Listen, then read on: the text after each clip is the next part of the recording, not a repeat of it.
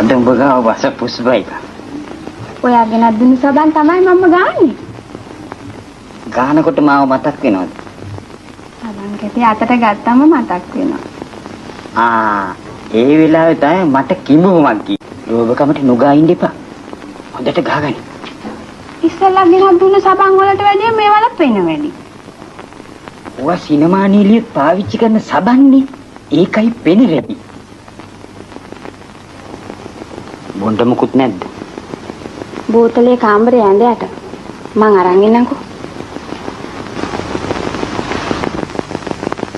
Elizabeth යකෝ අපේ පවුල වැටෙන රින්ගගෙන මේ පැත්තට එනවා. අනුමානයක් නැහැ. එහෙනම් මොකක් හරි දැනගෙන හැංගෙන කුසී. ඒක හරියන්නේ නැහැ. එළදෙනියේ ප්‍රශ්නේ ඇදගෙන මං උඹට බයින්න. උඹ මට වෙන්නපන්. යන් කුසී පැත්තට. උඹ දැනගනින් එලිසබෙත් මගේ රැස්සිට පොලිසියෙන්වත් අත නොතියන බව. පොලිසිය උඹට බය වුණාට මං උඹට බය නැහැ. උඹත් මිනිහෙක්ද බය? වැඩි අපහාස වෙන විදිහට බනින්න එපා යකෝ. මට ওই නම්බුකාරයව තොර ඉන්න බෑ. කටට ආපියට කියනවා. යන්න යන්න බෑ. එලිසබෙත් තෝ දැනගනින් බාරම් මුදලාලි කියන්නේ කවුද කියලා. තෝමම හක්කේ තියලා සෙනාරිනවා. අනේ බාරෝ තෝගේ හොක්ක පොඩි කරගන්න නැතුව ඵලයන් දොට්ට වැදගත් මුදලාලි.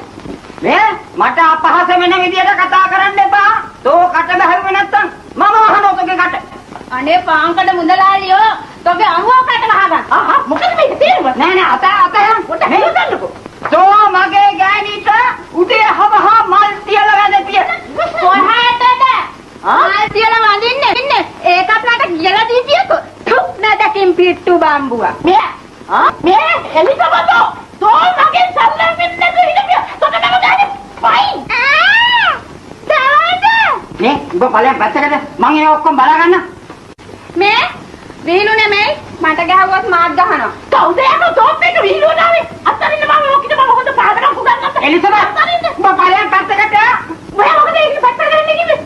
ඔයා ඒකිට ගහුවොත් ඒකි මැරි. මං දන්නෝනේ ඔයාගේ ඕකිට මම අත්තරින්න මම ඕකිය මම සමතල කරලා ඉන්නේ. අත්තරින්න. බාරම් මුදලාලි ඔන්න විහිළු නෙමෙයි වැසට දුන්නු පාරට වැඩිය හයියෙන් දෙන්නේ. අත්තරින්න. තෝ මට එලිසබෙතෝ වැඩේ දිග්ගස්සන්න එපා. ලෙල්ලම වෙන්දයි යන්නේ. ඊට ඉස්සෙල්ලා පවුල අරගෙන යනවා. විහිළු නෙමෙයි මට ගහුවත් මාත් ගහනවා.